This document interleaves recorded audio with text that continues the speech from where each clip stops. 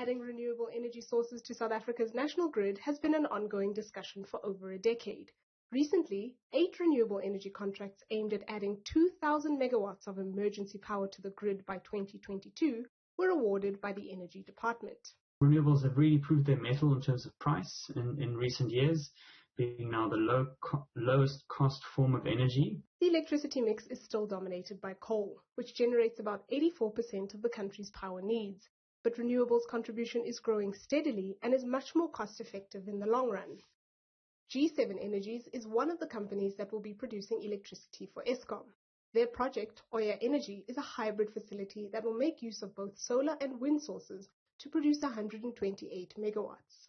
Now is 128 megawatts that will be available in excess of 70%, 70. So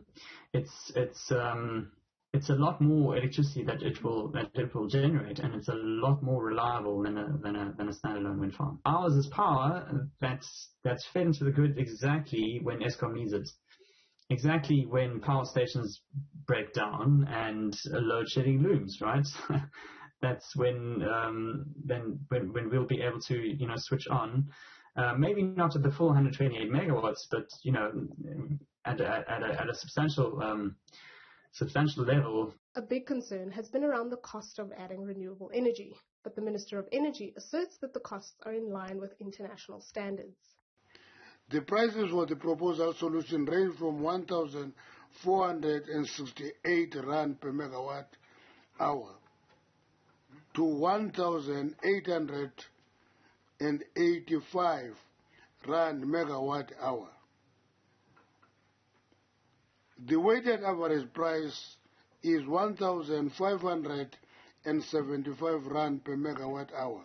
The Oya hybrid facility will be competitively priced.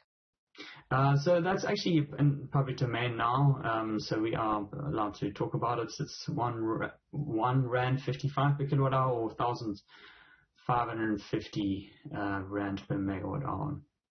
So we are in the middle of the spectrum of prices that were announced. Whether this move will be enough to satisfy investors will take time to establish, but it's encouraging that the cost of producing renewable energy is steadily falling. With most of these renewable sources only expected to come online in 2022, the country can expect to contend with load shedding for the next 18 months at least.